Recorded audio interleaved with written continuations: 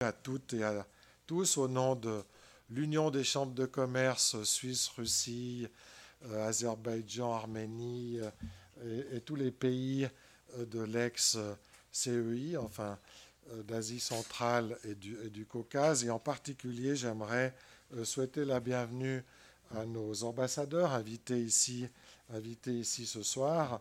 Commencer par M. Dolidze, qui est le nouvel ambassadeur. I speak French, but we will shift to the English. Commencer par M. Dolidze, qui est ambassadeur de Géorgie, qui vient d'arriver. Ça fait une semaine qu'il est à Genève et qu'il a donné ses lettres de créance aux Nations Unies et à Berne. Donc, on vous souhaite une bienvenue en Suisse, monsieur Dolidze. On vous remercie aussi d'être déjà avec nous ce soir. Monsieur l'ambassadeur Mukashev, Daniiar Mukashev, qui est l'ambassadeur du Kirghizstan. Monsieur Pierre Helg, ancien ambassadeur de Suisse à Moscou jusqu'en août-septembre, jusqu'au début de l'année début décembre 2016. Donc, monsieur Russie est arrivé au tout début 2017. Et donc, c'est un plaisir de retrouver Pierre, qui est un Genevois d'ailleurs, mais parmi nous aujourd'hui. Et puis, monsieur Tadzio Schilling, qui représente Ernst Young et qui va nous faire une présentation de l'économie russe aujourd'hui. J'aimerais aussi profiter de l'occasion pour remercier tous les membres du comité de la Chambre qui collaborent à nos activités. Monsieur Daniiar Mukashev, que vous connaissez naturellement, notre secrétaire général depuis maintenant une quinzaine d'années. Jean-Paul Perriand, notre vice-président, qui est aussi consul honoraire, il est là, Jean-Paul, consul honoraire du Kazakhstan depuis l'année dernière. Marina Verbitsky, qui va nous rejoindre, aussi notre vice-présidente. Monsieur Klavadetcher, Silvio Klavadetcher, qui est aussi membre du comité. Tatiana Knoll, qui est aussi là, et Xavier Cornu, notre trésorier, qui doit être par là aussi. Très bien, merci à vous tous. J'aimerais aussi vous faire un petit rappel pour celles et ceux qui n'ont pas encore payé leur cotisation à la Chambre en 2018, que c'est toujours bienvenu de payer sa cotisation. Vous avez reçu le membership, donc n'hésitez pas, si vous ne l'avez pas encore fait, à payer votre cotisation. Il y a encore des bulletins à votre disposition à l'entrée avec des formulaires d'adhésion pour toutes celles et tous ceux qui souhaiteraient nous rejoindre. Un mot maintenant sur notre activité 2017. Durant l'année dernière, nous avons eu de nombreux événements. Nous avons eu la soirée équivalente à celle-ci que nous avions faite début 2 février, si ma mémoire est bonne, avec une centaine de participants. Nous avons également organisé un voyage en Ossétie et dans le Caucase, en Tchétchénie, avec Vladimir, pour visiter un peu ces républiques dont on parle beaucoup mais qu'on ne connaît pas toujours bien, et voir le potentiel économique qu'elles pouvaient offrir. J'ai moi-même aussi, grâce à l'initiative de l'ambassade suisse à Moscou, animé un débat au Forum économique de Saint-Pétersbourg début juin. C'était donc la table ronde Suisse-Russie avec une dizaine de chefs d'entreprise des principales entreprises suisses. C'était de très bonne qualité, très bon niveau, comme tout ce qui se passe dans le cadre du Forum de Saint-Pétersbourg. Ensuite, nous avons organisé un voyage, une délégation économique à Oufa et à Surgut au mois d'octobre l'année dernière, avec une bonne quinzaine de participants. C'était effectivement tout à fait intéressant sur la thématique un peu des matières premières et du pétrole. Et puis nous avons également reçu Madame Livia Loy, la responsable du SECO, donc déléguée aux accords commerciaux du SECO et en charge notamment de la Russie, pour une conférence à l'hôtel Beau Rivage qui a également réuni près de 80 participants et donc a été un succès. Voilà pour l'activité, le rappel d'activité de l'année dernière. Un mot maintenant sur le programme 2018, donc, qui explique aussi la raison pour laquelle ces éminentes personnalités sont autour de cette table. En 2018, le 20 mars, vous pouvez déjà noter, nous projetons ici l'Assemblée générale de la Chambre et nous aurons notamment comme invité d'honneur M. Eric Hösli. Eric Hösli, pour les Suisses, les personnes qui habitent en Suisse, vous le connaissez bien, donc est un passionné de Russie.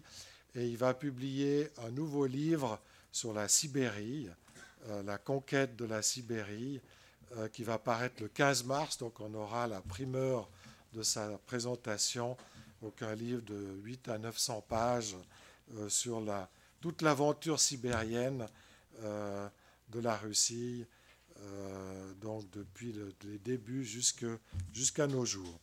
Le 23 mars, nous recevrons le président Minikhanov, le président du Tatarstan, en visite officielle à Genève. Monsieur Minikhanov connaît bien Genève, mais là, il sera reçu par nos autorités, par notre Chambre et par la Chambre de commerce et d'industrie de Genève pour sa visite à Genève, donc le 23 mars. Retenez aussi cette date.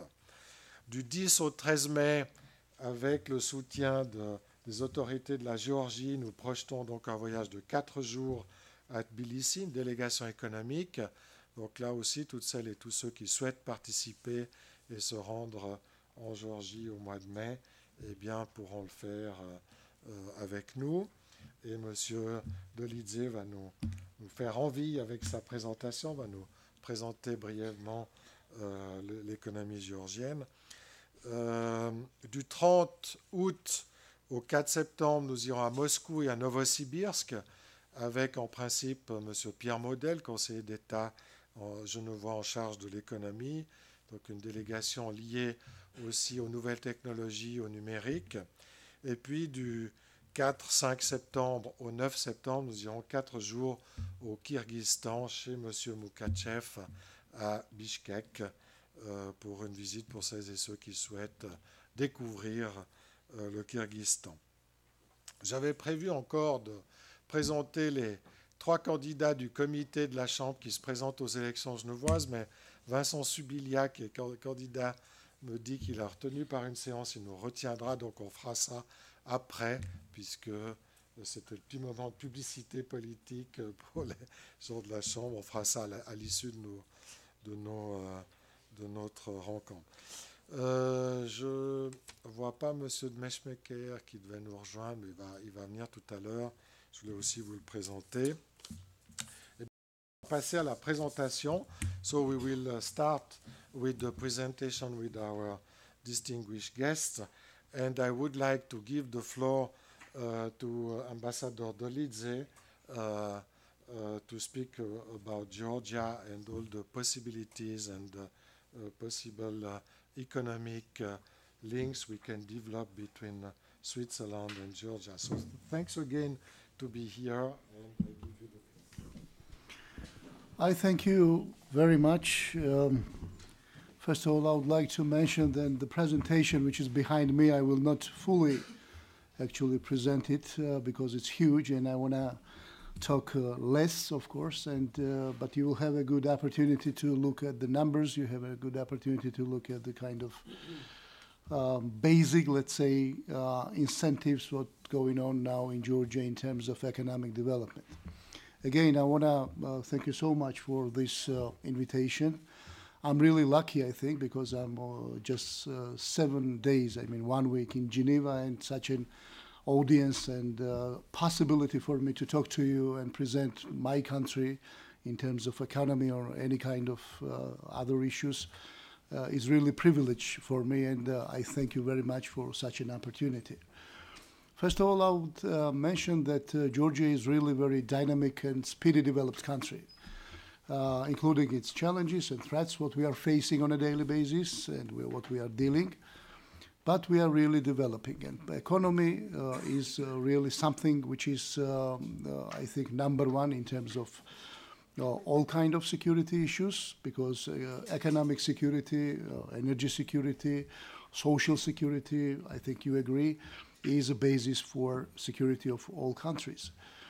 Georgia is aspiring, as you know, toward the European and Euro-Atlantic structures to be a full-fledged membership. And we started very important implementation of the very important agreement with the European Union, as you know, and this is an association agreement with the EU, and at the same time deep and comprehensive free trade area agreement, which is so-called DCFTA with the European Union, which really became kind of pillar of our future developing of the country, because this is about sectoral reforms, this is about energy, this is about agriculture, this is about tourism, this is about many, many other kind of harmonization of Georgian economy and harmonization of the country as such with the European Union in terms of legislative, let's say EU acquis, or it will be in the practical terms. And I think that Georgia really offers serious kind of platform and basis for future development and future cooperation with our European and not only European partners and friends. Many people are asking us what Georgia offers. This is about political stable destination, because stability and sustainability is crucially important, particularly in our part of the region. We offer corruption-free and transparent business environment. We offer free trade agreements with 2.3 billion market, and I will talk about that, which countries are. Non-corporate profit tax on reinvested profits, skilled and competitively priced labor force, which is also, I think, very important, and stable and growing financial sector. You know that regional, and not only regional, but I mean not only Caucasus or our neighbors, but regional or European context of the economy and fiscal context is quite tough, is not easy. But economic growth in Georgia is going quite stable. Last year's economic growth in the end of December was 4.7%. I wouldn't say that for Georgia it's huge and it's big, but believe me, this is really not so easy to manage. And this is up to many, many other economic projects, including, of course, our cooperation and openness, what I was talking just on my last point. But when we are talking about the numbers as well, I mean, these numbers are not just Georgian statistics, believe me. This is a very kind of business-friendly environment which has been created by the government. And not only government. This triangle, I mean, cooperation between government and non-governmental organizations, including, of course, business sector, is crucially important. And these numbers are showing us that doing business in Georgia, I mean, overall in the world, is now in 9th place. So we are in top 10 countries in doing business. It means that Georgia is one of the leading countries in the world in terms of starting a business, dealing with the bureaucracy, and the number of producers required to launch and operate an enterprise. This is important for everybody, and believe me, I mean, many business sectors are, for this particular reason, also are very much motivated to open business in Georgia, not only in the country, but out of the country as well. Economic freedom. The Heritage Foundation shows us that in numbers, we are number 16 in the world. Corruption perception. We have been a bit lower, but now we are number 44, and Transparency International shows these numbers as well, including security index, because Georgia is named as one of the safest places in the world, according to the security index by the World Economic Forum. I will not go deep, into the details of the numbers, but I think this shows very good kind of business environment in Georgia, and that's why we are asking everybody to come and invest in Georgia.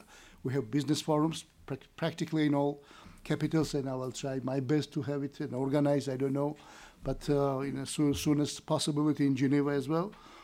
As I said, we have free trade agreements with China, with Turkey almost, with CIS countries including Russia, Kazakhstan.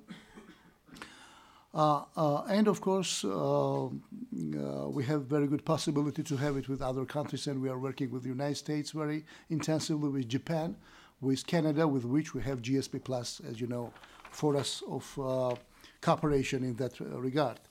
Mainly investor sectors in Georgia now is hospitality and real estate, logistics, manufacturing, business process outsourcing, and energy.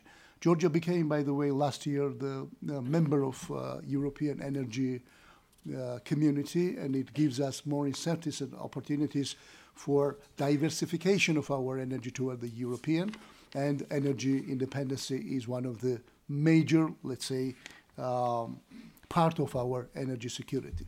And last not least, large-scale infrastructural projects. We are doing the huge infrastructural projects now. You know that Georgia is a member of the project of One Belt, One Road of China, which is really very interesting one, I would say. I just was talking with Chinese ambassador. We do believe that it will be kind of a very good opportunity, Georgian strategic location for future developing of East-West corridor. We're going to finish this East-West highway, central magistral, so-called, of Georgia. Very soon it will be the end of 2021 maximum, because we didn't have it before.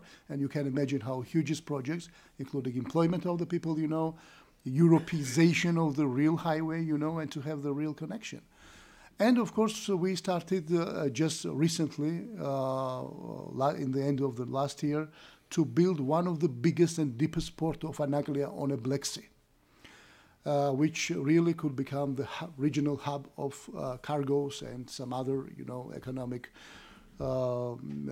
ties with other countries regionally. Particularly, we are area of interest of our Central Asian countries. I mean, you know that there is future perspectives for Turkmenian and Kazakh oil and gas via Georgia and via region to the west, and many, many other reasons. So I do believe that Georgia is really very dynamic in all issues. And particularly, as I mentioned, politically stable Georgia can really offer more for our partners. And I want to underline one issue as well, that Europeization of Georgia, our European and Euro-Atlantic aspirations, is in line with the cooperation with our other countries. As I mentioned, China, including Russia, which occupy 20% of our territories, but we are striving to normalize the situation with Russia. Our rhetoric is low, principles are the same, but we are constructive, because normalization of relations with Russia will be one of the main pillars, and is one of the main pillars of our foreign and security policy priorities. And finally, implementation of association agreement, our relations with NATO, with European Union and with others. This is not only foreign or policy priorities of my country. This is internal one. This is something which sometimes, I hate this word, homework. With this homework, we are not doing for anybody else. We are doing for us, first of all, and our citizens. But this is home priorities for Georgia. And we started the real reformation of our, let's say, sectoral reforms, which has been said before. Ladies and gentlemen, I will stop here. I don't want to, as I said initially, I don't want to talk much, and I'm ready for interaction as well and Q&As. Again, I want to say I want to appreciate much for this opportunity and ready for interaction. Again, thank you so much.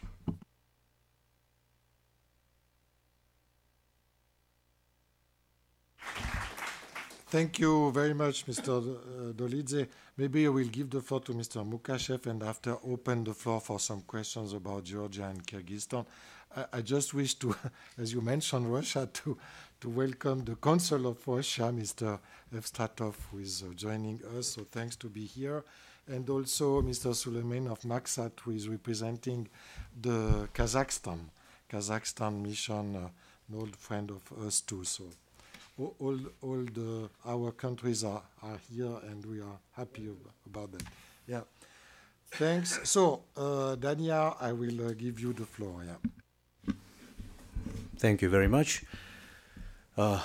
Je veux parler français aujourd'hui, mais mon français n'est pas bon. C'est pourquoi permettez-moi de parler anglais ce soir. Merci de votre compréhension.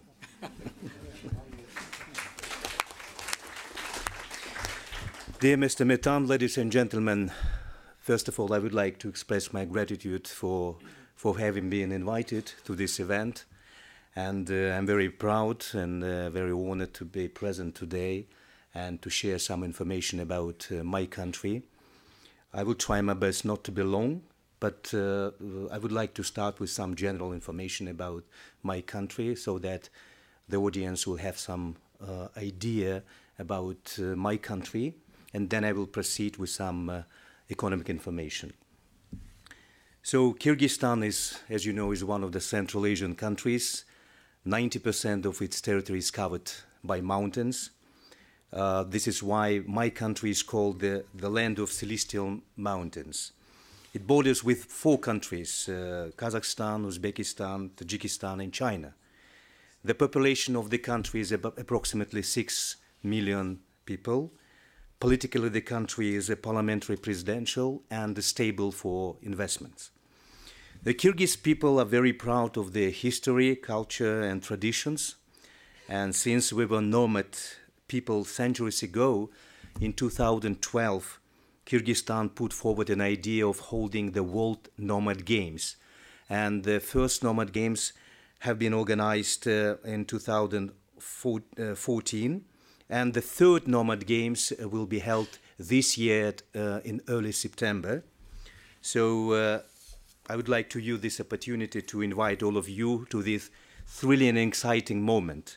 I know that the main reason is that it is an amazingly beautiful country with popular mountain ranges, facilitate the visit and stay of tourists in the country. In 2012, for your information, the government introduced a visa-free regime up to 60 days with no registration for 45 countries, including Switzerland. Citizens of 68 countries may enter Kyrgyzstan using simplified procedures. It means you can obtain visa upon arrival at the airports. And according to recent statistics, 2 million tourists visit Kyrgyzstan every year.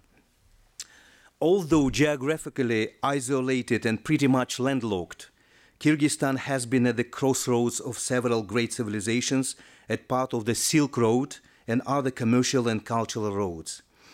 As you know, today we have plenty of Silk Road-related initiatives, most recent of which is of economic nature and called One Belt, One Road, and my Georgian colleague has just mentioned about that. Although the initiative comes from China, almost every big country and financial institution around the world is eager to be engaged in the implementation of projects under the initiative, including Switzerland, which is one of the biggest donors of the Central Asian region. This initiative does not envisage the creation of any new mechanisms for multilateral cooperation.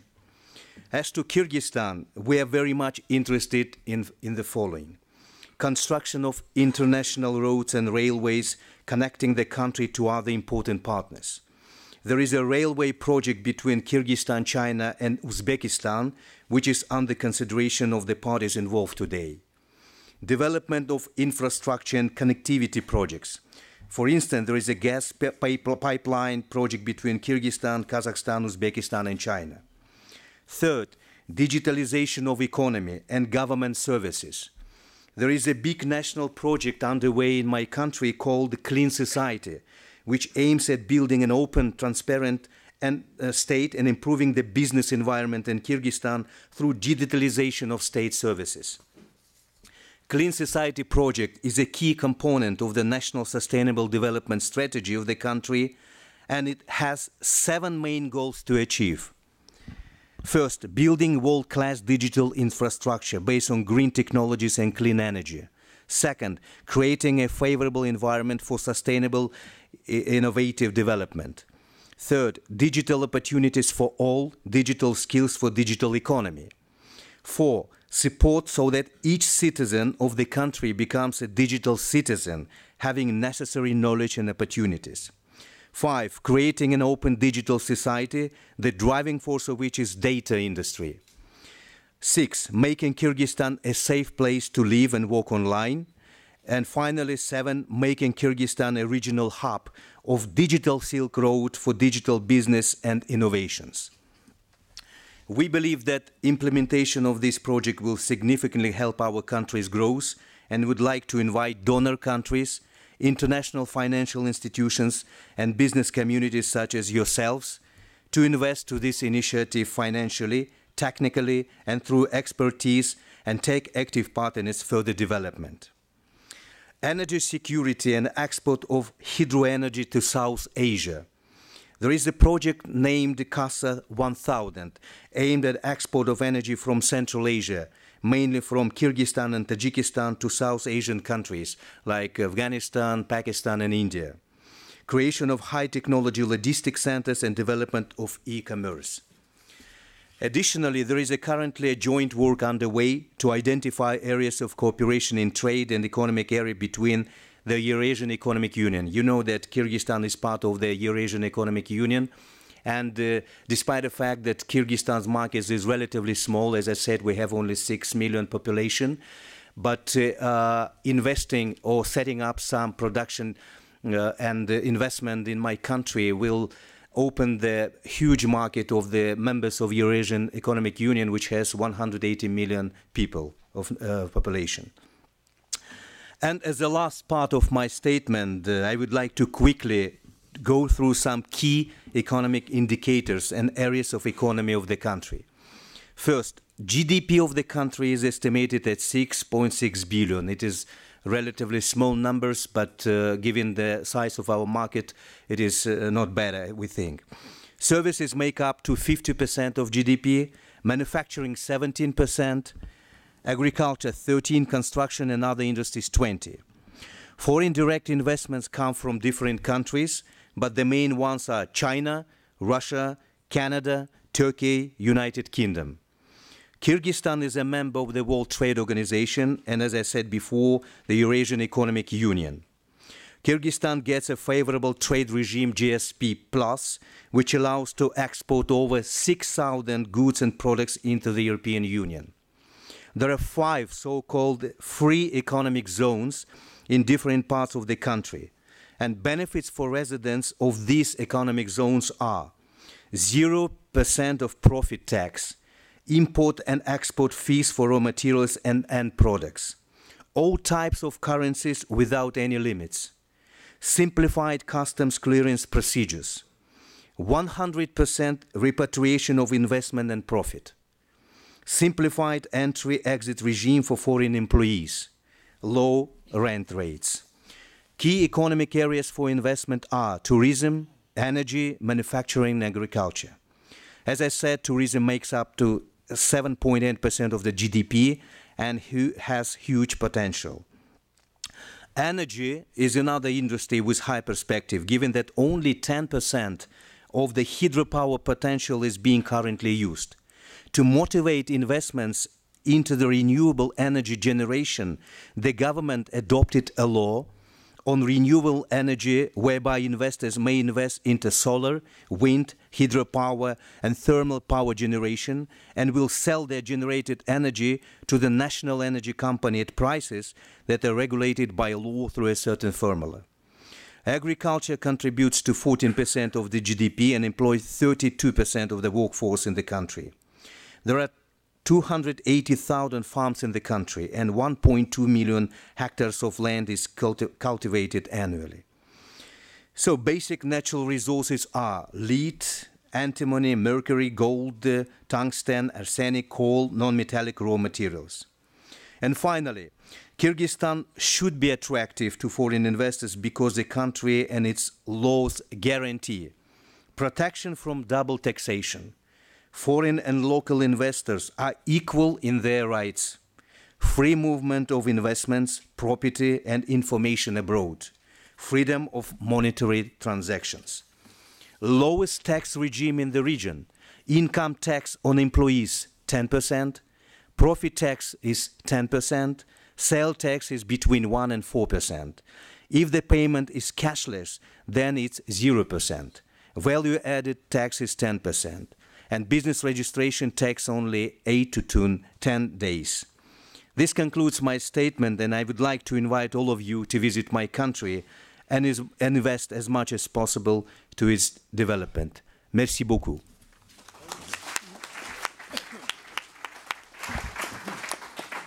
Thanks, Mr. Mukashev. I don't know if somebody has a question for our 2 speakers about Georgia or or Kirghizstan. If I open the floor if you wish, but if not, we will have the opportunity to speak more in the coming months. Or if you have ideas after, you can ask questions later. Okay. So thanks for your presentation. We will enjoy to go there as I am coming from Valais. Michel Fayette, our former consul here in St. Petersburg, he lives also in Valais like me. When we speak about Georgia and Kyrgyzstan, it's like we feel at home, you know, with the mountains and the type of economy. So we will enjoy to go and visit you. Okay. Thanks. Now, I forgot to mention our other member of the committee, Mr. Lorenzo Amberg. He's member of our committee of the Chamber and former ambassador to Georgia, too. Yeah. Okay, Lorenzo, thanks. And wish to also greet Mr. Inger, the former president of the Geneva State Council. Thanks to, he was in Azerbaijan with us 10 years ago. It was in 2009, I guess, yeah. Okay, and Olivia is representing the Federation of the Swiss Enterprise. Yeah. Okay. So now I will give the floor to Mr. Pierre Helg. As I told you, he was the former ambassador to Moscow, but he's in charge with Mrs. Gans. Mrs. Gans, you can join. You have to come with me. Yeah, I let you organize, but I give you the floor to present the new company, Chorus, because a new member of the Chamber. It's an opportunity to see what you are doing. So thanks. Thank you very much, dear Guy. Excellencies, ladies and gentlemen. Yes, for us, it's a privilege to have the possibility to say a few words about a very concrete enterprise. And I would invite my colleague Evgeny Zhilin to join us. He's not at all shy, contrary to what you could imagine. And Chorus, what is it? It's an advisory firm which deals with cross-border activities and operations between Switzerland or Europe and Russia, but also very much with the other country of Eurasia, Georgia, with Kirghizstan, and we are also open to Ukraine, of course. And this advisory firm is a sort of a platform, a center of competences, which a strong, solid legal expertise, but which work in close cooperation with local partners. And Isabelle will probably say a few words about our setup and our business model, while Evgeny will inform about our the services we are rendering and will describe some mandates. As for me, I would like to stick to a general introduction, why this company and who is who among the co-founders. We are quite different, as you see, in terms of you will see, of origin, of mother tongue, of age, unfortunately. But we are all convinced that the business relation between Switzerland and countries like yours or Russia, where we were, or other countries in Eurasia, are underdeveloped, especially compared with similar countries analog to Switzerland, like let's see, a bit analog, like Austria, the Netherlands, etc. And the three of us, we have all observed that the official relations between Switzerland and Russia plus the entourage are very good, very good. We have no sanctions, formally at least, and while the other sanctions will certainly last. And in these circumstances, we thought that it was the right time to start this company, which is 1 year old. And when I see the figures, I think it was really the right time. Now, who is who? Isabel was pivotal from the first day because she knew Evgeny, she knew me, and for the anecdote, I hired Isabel to Moscow to the embassy, and she hired me to this chorus company. Isabel has a legal background, an economic background. She has an MBA. She's very well connected in the region of Zurich and Zug, which are important to Russians and to people from this region. She has worked for the FINMA, the authority which works for which controls the banks, and she was 2 years working in Moscow. Evgeny is an attorney at law from Moscow. He spent 16 years in a very dynamic and known law firm, Just. He had a long experience with Europe and Switzerland. He was the gentleman who introduced me to the president of the Swiss lawyers, and he's now established in Zurich with his family, and he's the legal pillars of our company, while Isabel is a bit the operational pillar. And as for me, I am also at the beginning, by background, I am an attorney at law. I had a doctorate in banking law, and I spent most of my professional life in the foreign ministry, in the Swiss foreign ministry, that is to say 15 years in Bern dealing with all the services of the administration, of the federal administration, and I was chargé d'affaires in Belarus and ambassador to Russia 5 years, 2011 to 2016. And I am a bit dealing with, let's say I'm in charge of the lobbying, and sometimes I am a door opener in our society. So we are different, but we are very complementary. And Isabel, if you feel like, you could say one word about our setup and model, business model, if you want. You know everything by heart, but I have something in case. I think I know everything by heart in the meanwhile. So as Pierre already said, we do cross-border business, and we have offices established in Moscow as well as in Zurich. Our main seat is in Zurich. We founded Chorus in November 2016, and we started operations reduced in Zurich at the beginning of 2017, and then in spring we formed our office in Moscow with two colleagues. Evgeny already knew from his work as an attorney in Moscow, and we started with our office setup we have now in Zurich also in spring, as soon as Evgeny has had his permission to work and to live in Zurich. What you know for a third country member is not always the easiest when it comes to Switzerland, because you have to give several proof, and especially Zurich, they looked at us exactly, but the business model was convincing enough, so they decided they want Evgeny and us established in Zurich, and we had the first year that was up to now fairly successful. That much to our setup. So the two lawyers in Moscow, they provide the legal advice under Russian law. Important to know for you, we are not Swiss lawyers. We have all a legal background, Pierre as well as me, but we are not admitted to the bar, so we do not compete with any legal office in Switzerland, and that with a good reason. Our setup is made to be a one-stop shop for our clients. That means we will provide a holistic service for all they want, including introduction for banks, including also Swiss legal questions. But to be on the top of the service we provide, we will work with our valuable partners. We call them channel partners.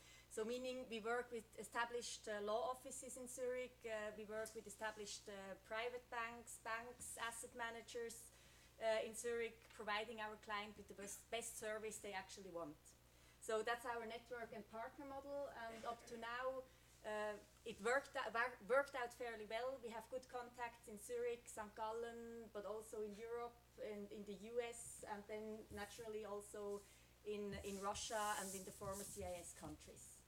So that much to our business model, to our setup, and I think what is most interesting is what kind of mandates and how many mandates we did deal with in the first year. I can tell so much. It were about 50 mandates we could actively service in the first year, And for more detailed information, I mean, Evgeny, as our Russian legal pillar, will be the most competent to give you some information. Thank you very much. There is even a mic. Thank you, free of Isabel. Dear ladies and gentlemen, it is my honor to be allowed to say a few words here in this exceptional audience.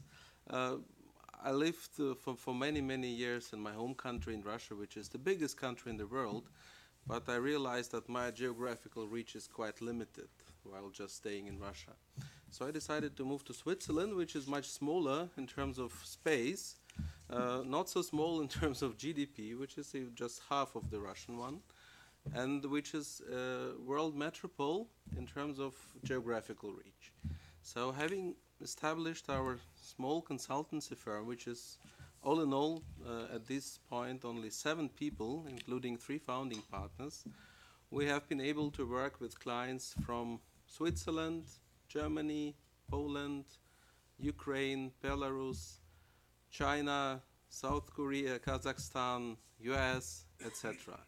So Switzerland is an ideal place to have a global platform. That was my conviction before we set up Quarus, and that proved to be true in our first year.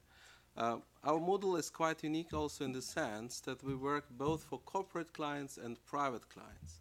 So we do have the expertise, and you certainly know that this is a different world, you know, private client and corporate client work.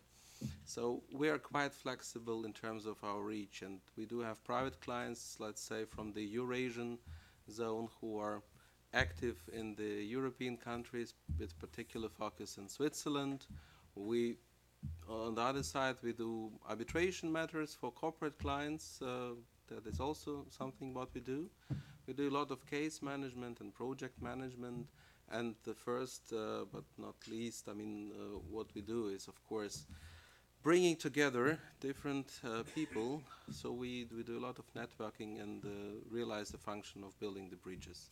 Our platform is open, so we are very welcome to any cooperation, be it on the investment side, be it on the private client side, be it on the litigation side as well. I myself, my small appearance, I'm a Russian lawyer who has good connections and good background on the Russian legal market. I'm now permanently present in Switzerland, which also provides some added value to some of the clients.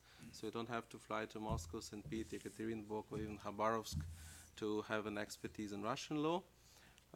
So far, so good. We've lived through a very dynamic year. As Isabel said, we've had more than 50 clients in just the first year of our operations, which is promising. Of course, nothing is certain, and you know that the consulting business is very challenging. We have to compete with big firms like EY, for example. We have to compete with very small firms like, you know, one-man shows, which are also not rare in Switzerland. And we feel ourselves to be somewhere in the middle. Whether it is the golden middle or not, time will show. But anyway, thank you very much for your attention, and I hope that our words were not useless today. Thank you. Thank you. Thank you very much. And thank you, Guy, for this opportunity. Thank you, and we wish good luck to our new company member.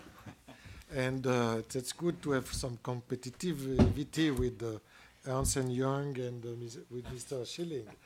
You know him very well because you work together. Absolutely. So, thanks. A kind of network. Yeah. I suggest you can ask questions during the reception with Pierre, Isabel, and yes, the members of Chorus. Now, I would like to give the floor to Mr. Tadzio Schilling. Mr. Schilling is also our competitor, if I can say, because he represents the GCC. He's member of the board of the GCC in Zurich. But it's good to have some competition also in our between our. I am kidding. Absolutely, but also yes, the synergies. Exactly. That's my second point, to have synergy, and thanks to your presence here, we can see we have synergy, we hope to collaborate. I think that's also a message I can bring to you and to your board if we can have some common events or if you wish to participate to our trips, so welcome.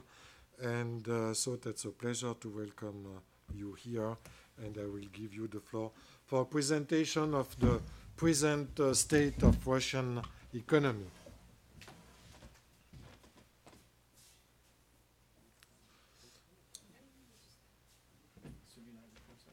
Oui, il faut appuyer sur... Ouais. Yeah. Just push here. No, this one. This one is also...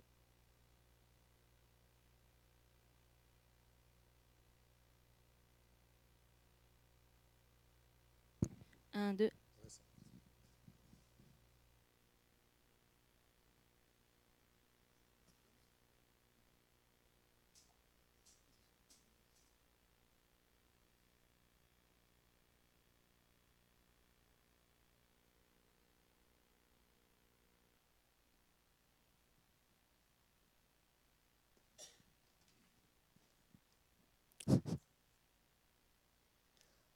Messieurs, dames, уважаемые дамы и господа, ladies and gentlemen, it's a great privilege and honor to be invited today to speak to you at your annual reception.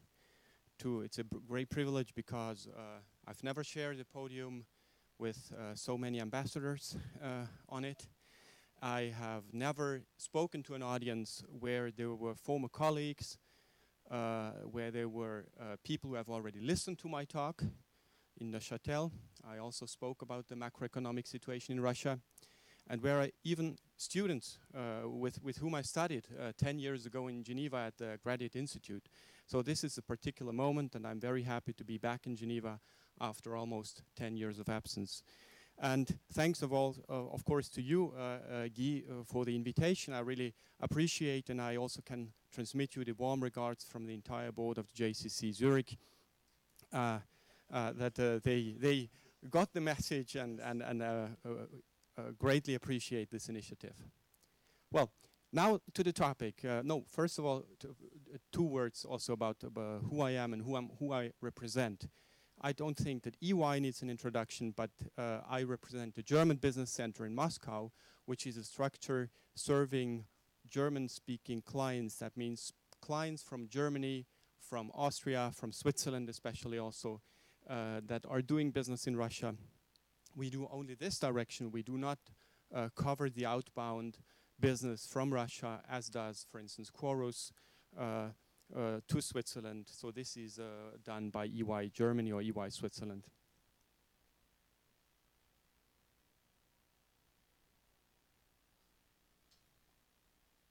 No, first of all, two words also about the title. The Russian economy after the crisis, living under the new normal. Actually, this title includes two theses. First of all, it means the crisis is over. It's a thesis. And second, it's living under the new normal, which means it's a new normal and definitely not a return. So if the crisis is over, if the first part of the thesis is true, it does not automatically mean that we are returning to a pre-crisis trajectory or a pre-crisis reality. It means there is a new normal, and I'm going to show you or try to show you what are some of the main aspects and features of this new normal.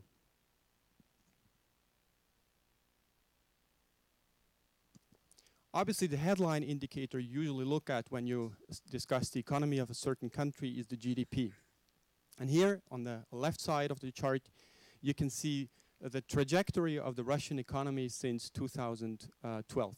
And you see that already starting in 2012, the quarterly growth rates have been dwindling and have been going back. You can see this very easily here until about the second and third quarter of 2013, when there was a slight recovery, and which, well, you can only guess what could have happened if events had taken a different path. But you clearly see that once the Crimean crisis kicks in and the sanctions kick in, this kind of timid recovery of the economy is abruptly stopped, and the economy more or less kind of evenly goes through 2014, when the economy is hit by a second shock after the sanctions, which is the terms of trade shock generated by the decline of the oil prices and the ensuing devaluation of the ruble, and you can see that the economy then enters in a protracted recession with quite considerable contraction rates.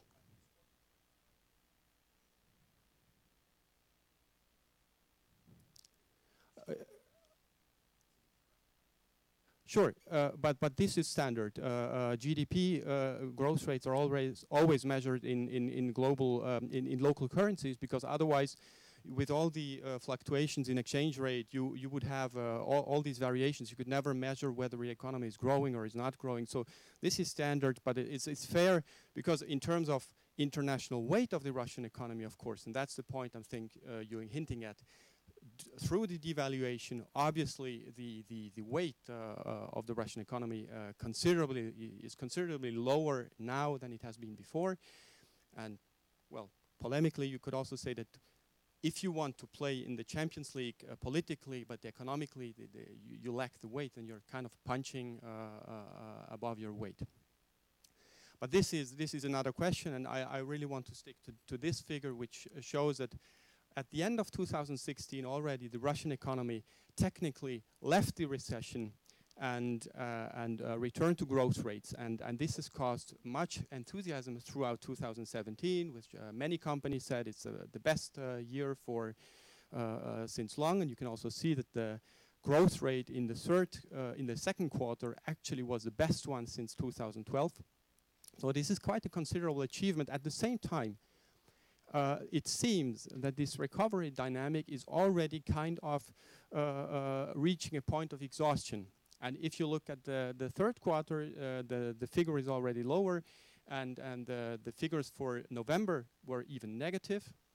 And the whole of GDP growth for 2017, which initially was prognosticated to be 1.6, 1.7, and many analysts even raised the figures to 1.8, 2.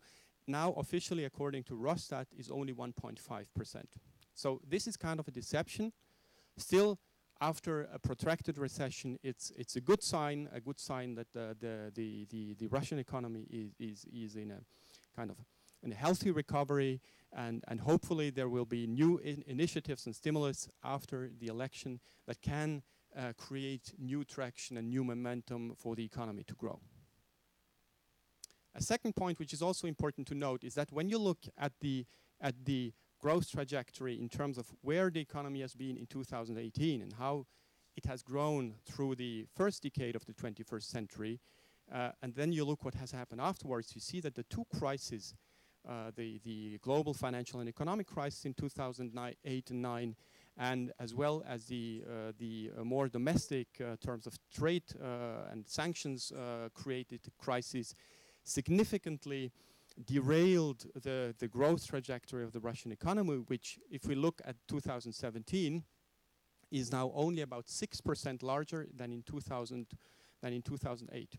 If you look at other economies, this is clearly the figure would be clearly higher. If you look at the Chinese, obviously it's much higher.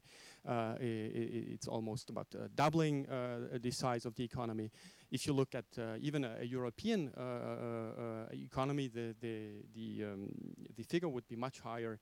And so this is also kind of disappointing performance over the last 10 years, so that some speak of a kind of a lost decade, which is not kind of to accuse anybody of something, just a kind of factual constatation that performance has not been as well as in the first decade.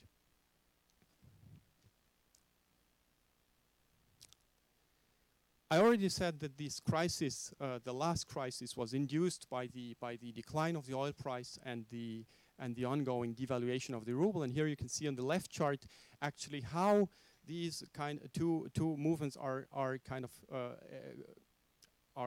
related to each other, because you see clearly once the oil price is going down, you see that the exchange rate goes up, and the movements more or less in parallel, it means in inverse parallel, follow each other until about 2017.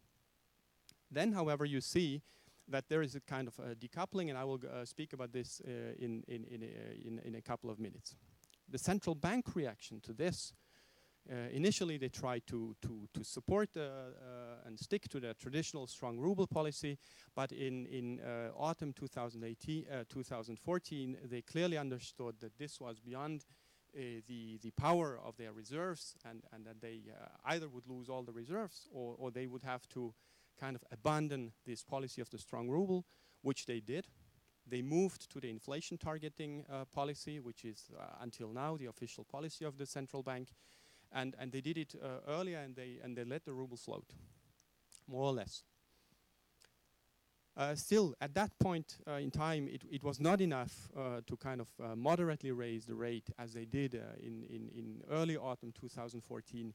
And you clearly see that in December they raised the central bank key rate to a prohibitive 17%. If the central bank rate is at 17, you can assume that the commercial credits are at 25, 27, 30%. This is prohibitive. No investor will take money, will take credit. Even private consumers will only take money if they have no other choice than taking such a credit.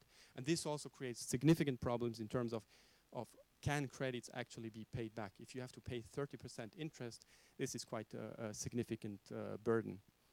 And then you see on the graph that the central bank rather quickly but prudently moved the key interest rate back to downside, and even as inflation stayed higher. So this was driven by the logic that they obviously knew that 17% is prohibitive, and that this will kill any kind of economic dynamism that could have been. At the same time, the inflation was still there. At one point in time, the situation inverses, because after 1 year, when all the price increases have been kind of factored in, then the inflation goes out. This is the base effect. This is the fact that then this is the new normal, and new increases do not add to the inflation. And so the inflation comes down dramatically after this 1 year period, and then since then, the central bank key rate has been significantly higher than the inflation. If you, however, look at the inflation expectation, and here you don't have the final figures because now the inflation is even at 2.8, 2.9%. It's now slightly increasing, but still it's very low, historic low levels for Russia. And if you, however, look at the expectations of the population, where they think the inflation will be, it's still around 7-8%. So the central bank interest rate, key rate, is actually about in level with the expectations of the population, which is also important because inflation targeting is not so much about real inflation, but about influencing people's expectations with regard to the future. So the central bank policy is not as conservative and as restrictive as it's widely assumed by some analysts who criticize the central bank for their stance. At the same time, the central bank is now becoming much softer because they fear exactly what we have seen on the first slide, that actually the growth is already dying before it has really started. This kind of downward effect is worrying decision makers very much, and that's why not only have they twice lowered the rate in late 2017, but they already announced now that on the next meeting they are going to cut the rate by either 25 basis points, by 50 basis points, or even more, which is quite an unexpected move by the central bank. I also said I wanted to show you something about this decoupling, because if you see that normally the ruble and the oil price move in parallel. However, starting at about mid or early 2017, you see that the yellow line of the exchange rate remains flat, whereas the oil price goes steeply up. And despite these high oil prices, the ruble did not appreciate as it would normally do. And you can see that this is in part, only in part. I mean, there are other factors. It's a question about what is the policy of the Federal Reserve. It's a question about what is the situation with the sanctions, etc. So it's a lot of factors. But one factor is also that Russia is building up its reserves again. You see here that in 2014, fighting the ruble devaluation and taking other measures to stabilize the Russian financial system, the central bank spent quite a considerable amount of money. They had 500 billion US dollars of reserves at the beginning of 2014, and they came out of the year with about 56 billion US dollars of reserves.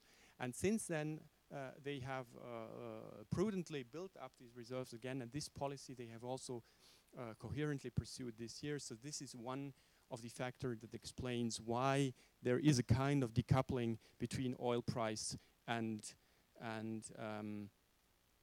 ruble dollar course, which also means that the central bank and the Russian authorities in general have clearly abandoned the policy of a strong ruble towards a policy of a weak ruble, which supports the policy of industrialization, of localization and import substitution. Because if you allow the ruble to appreciate, it would mean that you could more easier buy imports, and obviously this would countercarry your policy goals. One other point to know about this ruble and inflation story is about how it hit consumers. We spoke about credit now, we spoke about the reserves. These were all consequences of the same phenomenon. Another phenomenon is how it affected consumers. And through this inflation, when you have an inflation about way beyond 15%, obviously this affects spending power.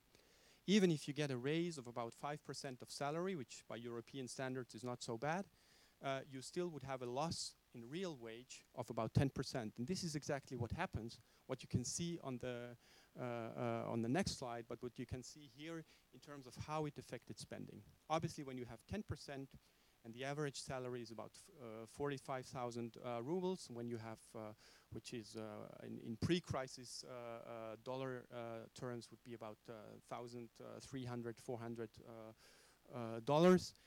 And when you have all of a sudden $140 or $150 less per month, obviously this is a big kind of loss for private households, and this cannot but affect spending, especially since some spending is incompressible. And you can see this development of the real wages on the left side of the chart. But what is more interesting is to look also at the right chart. Because on the one hand side, the decreasing real wages obviously affected the spending power and affected consumption negatively. At the same time, the decreasing wages ended an anomaly of the Russian economy, which has endured for several years, that the real wages were growing faster than productivity in the economy, which is an unsustainable trajectory. You cannot give more, pay the people more than they work. If a worker in 1 year adds only 2% of productivity, you cannot give him a raise of 5%. This is clearly unsustainable, but this is exactly what has happened in the Russian economy for years. As you can see, in 2012, 13, 14, the productivity growth, the labor productivity was growing very slowly, but the salaries were growing very fast. It's about real wages. And this is now normal, and the two indicators are moving more in line with each other. Obviously, when speaking about Russia today, we need to take into account policy factors. I will talk about different policy factors. One of the policy factors is sanctions. Here, this slide is about technical aspects of the sanctions. I don't want to speak about them, first because I've already spoken too long about the macro indicators, but second also because for the understanding of the macroeconomic situation, it's not so important. What is more important is the outlook. You all have heard that the US have now potentially a new round of sanctions approaching. They have defined new lists with new people, new individuals, new firms who are listed. These are not sanctions. These are for the moment just lists. But there are a number of important political topics on the agenda for this year. people know about these topics. In April, there will be the negotiations and the consultations on the intermediary ballistic missile treaty. And depending on how the relations between the US and Russia will evolve around this question, obviously new sanctions could be applied. There could be moderate sanctions, like adding just some individuals or adjusting some of the parameters of the existing sanctions. But there could also be more heavier instruments, just such as extending sanctions to Russian sovereign debt, meaning that even the finance ministry would be under the same restrictions to get credit, and this would obviously be a major change, and obviously this would trigger a quite significant response from the Russian side. So, what other policy factors are affecting the economy? There is a question whether the Russian government can do anything in fiscal and budget policy to support the economy. You clearly see here on this graph that the Russian government has a clear aim of reducing the non-oil deficit of the budget. The deficit obviously over the crisis has increased. It has been about 2.1% in 2017. It's planned over the new fiscal framework to reduce or to decrease over the next years, to come back to more sustainable levels. And at the same time, you can see, which is even more interesting, you can see the non-oil balance. The non-oil balance of the Russian budget used to be about minus 10%, and not -6 as it is expected to be in 2020. So there is a clear policy to reduce the dependency on oil for public finances in Russia, and I think this is a very good move, which is very much in line with the aim of diversifying the Russian economy, and this will allow and help Russia to maintain its very stable and prudent fiscal framework, because compared by international standards, Russian debt is quite low. It's very well structured in terms of different maturities, instruments, etc. So there is actually much to praise, and this policy definitely is one part of it. A third political factor, and you've all heard of it, which is affecting business and the economy in Russia currently, is the policy of localization. Localization and import substitution policy takes different forms. It affects different industries. It can affect the companies by imposing limits on procurement, on participation in public tenders, or it can affect companies by allowing them or not allowing them to receive subsidies by the government. And here maybe it's worthwhile to have just an understanding of the instruments of this policy, because when would these limitations apply? These limitations would apply to products which are not of Russian origin, or who have no Russian, or who have Russian equivalent. And you see that the definition of made in Russia is either, as I just said, that there is no equivalent, like you produce a kind of medical device which no one else on the world can produce, and so it's also in Russia, a kind of a product without equivalent. And obviously the Russia will not want to harm kind of the use of such a device by imposing kind of limitations. In general, there is a framework by the CIS in place, an agreement from 2009, which defines under what circumstances a product is to be considered made locally. However, the Russian also edited a new government order 719, where they added additional criteria. This is still part of a legal and predictable framework, which would allow companies to anticipate under what circumstances their product is or is not to be considered made in Russia. However, the Russians also introduced a new instrument called the special investment contract, whereby a company can negotiate with the Russian Minister of Industry and Trade that they want to localize a certain kind of production, certain type of good, and under these circumstances, this product is to be qualified as made in Russia. This is an agreement. It's a contractual agreement. It's not a legal framework. It's a bilateral contract between the participating firm and the Russian government. And this also means that this has significant risks in terms of a level playing field in the market, because company A has these conditions, company B has other conditions, and it depends on the relations, on the type of product, on the negotiation power you have, on the negotiation skills. And I would rather see this as a kind of fragmentation of a legal framework that is in place, and so would rather say this is a dangerous path to go, and as the Ministry of Trade proposes to actually raise this level from this instrument from an ad hoc instrument to an instrument of general application.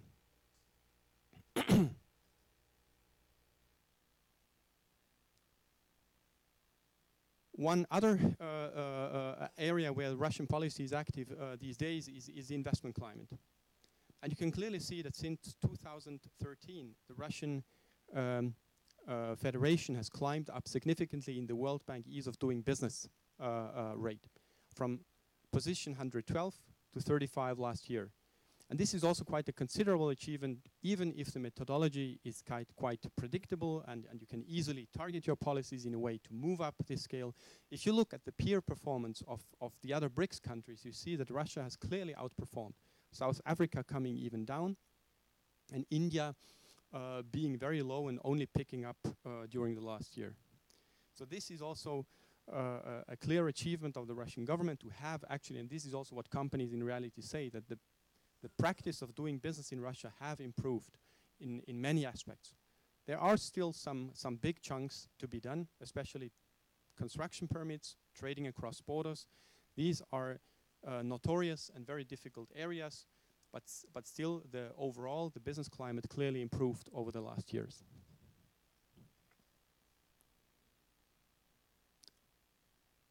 It's also maybe worthwhile to look at how the import substitution and localization policy affects imports. You can clearly see that there is a tendency for some goods that over the years the imports in that category tend to decrease. Except the big exception is machinery, where Russia is still heavily dependent on foreign products. But in many areas, it's actually going down. And if you look in particular at agriculture, which is one of the booming sectors right now in Russia, you can see that from 2012, over the band, from livestock, from canned meat, vegetable, whatever you look at, the dependency on imports has significantly decreased. Even where it has already been low, it has almost been lowered to zero. So this also is very important to know that this is not just words. It's import substitution and localization is a real policy with real consequences and effects. At the same time, there are also limitations, because if you look at the dynamics of imports and exports, you see that during the crisis, at a certain point in time, the imports did not contract more. They reached a level where it became incompressible. In 2016, which was in the middle of the recession, the imports contracted by just 0.7%, whereas the exports still contracted by almost minus 20%. And so this clearly shows also that there are limitations to this policy, because you can substitute some imports, but you cannot substitute everything. We live in a globalized world. We live in a digitalizing world, and global value chains cannot be done and undone just by decree and made and unmade so easily. And Russia is very aware of this, and also promotes its exports. So as on the contrary, to integrate these global value chains, and I think that is absolutely the way forward to the modernization of the Russian economy. Another positive aspect over the last year is been, despite the crisis, the number of FDI projects, and this is an EY study, has increased significantly. You see that in 2015, the number of FDI projects reached 201, which was previously only attained in 2010 in a good year. And in 2016, the number of projects increased again. And here you also see the effect of the localization policy, because you see that before the FDI projects were more in the kind of sales and marketing or in education and training. And here you see all of a sudden manufacturing growing tremendously. And this clearly means that companies are following this sign, this indication by the Russian government. We want local production, we want made in Russia, and they are trying their best to fit in this new strategy and to making use of the opportunities that are created by this policy as well.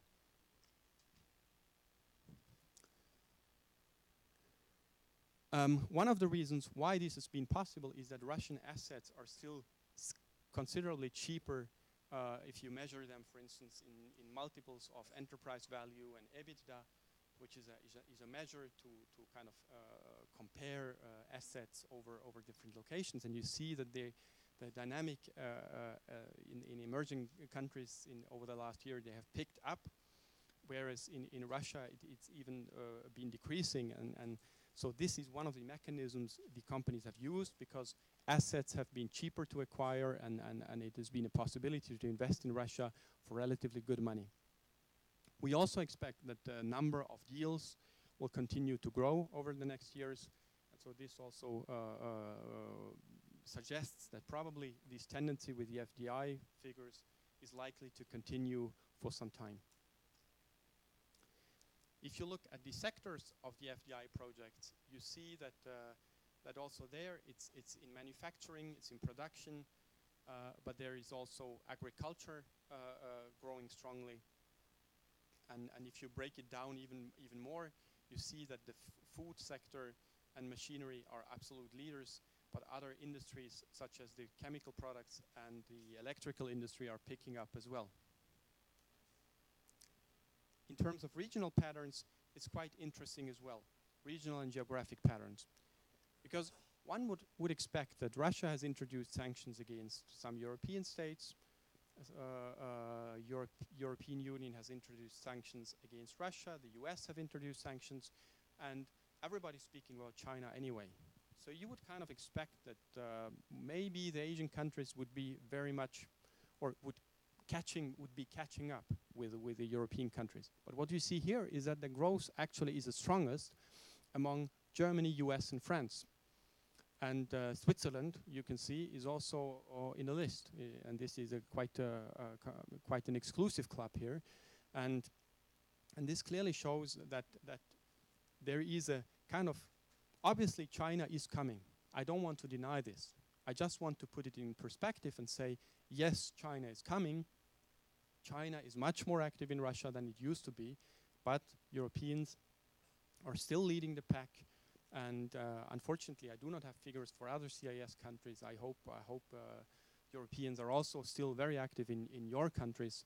And in terms of regions, what is interesting is that